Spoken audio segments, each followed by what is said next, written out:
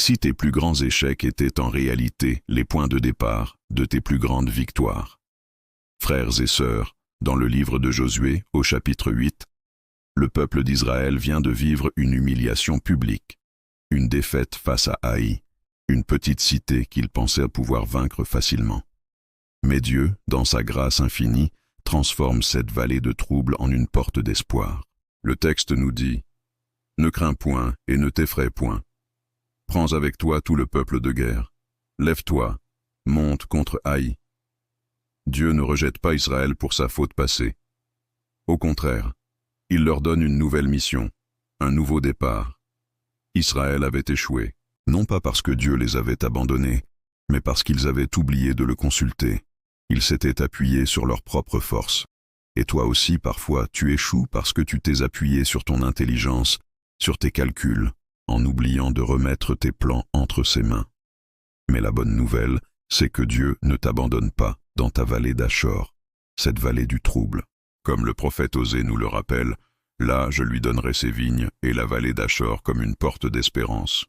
Dieu transforme les lieux de douleur en portail vers l'espérance. Ce que tu considérais comme une fin tragique devient le lieu même où Dieu prépare ta renaissance. Ton histoire n'est pas annulée, il l'a réécrit. Pour la nouvelle bataille, Josué reçoit des instructions militaires très précises. Il obéit, pas à pas. Mais attention, la clé du succès n'est pas la ruse, ni la tactique militaire, aussi brillante soit-elle. La clé, c'est la présence de Dieu dans la bataille. Dieu promet « Je livrerai la ville entre tes mains ». Dieu ne change pas toujours les circonstances. Parfois, il change ton regard sur ces circonstances. La différence entre la défaite et la victoire, ce n'est pas ce que tu affrontes, mais avec qui tu l'affrontes. Tu sais, Dieu ne gaspille jamais une douleur. Ce que tu appelles un échec, Dieu l'appelle une formation. Israël a appris de sa défaite. Ils ont appris à dépendre entièrement de lui, à ne plus jamais avancer sans consulter sa volonté.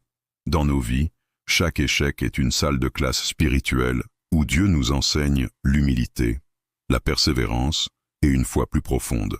Quand tu tombes, Dieu ne te demande pas « Pourquoi es-tu tombé ?» Il te dit « Relève-toi, je vais t'apprendre à marcher différemment. » Pendant la bataille, Josué lève sa main tenant le javelot vers le ciel. C'est un signe de foi, de dépendance totale et d'assurance en la victoire promise. Et tant que sa main restait levée, Israël triomphait. Cette image est tellement puissante pour nous aujourd'hui. Elle nous rappelle une vérité fondamentale. Tant que tes mains restent levées vers Dieu dans la prière et la confiance, aucune bataille ne peut t'abattre définitivement.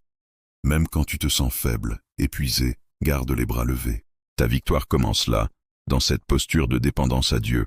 Peut-être qu'aujourd'hui, comme Israël à l'époque, tu as connu l'amertume de la défaite. Tu te sens brisé, humilié.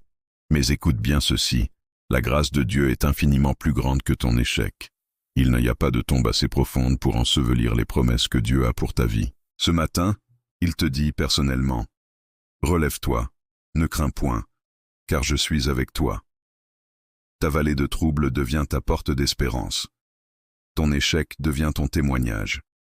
Et ta blessure devient la preuve vivante que notre Dieu est un Dieu qui restaure, qui relève et qui transforme. Si ce message a touché ton cœur, je t'invite à t'abonner à notre chaîne pour plus de méditations bibliques profondes. Et souviens-toi, Dieu ne termine jamais une histoire avec un point final quand il a prévu une virgule. Relève-toi, la porte de l'espoir t'attend.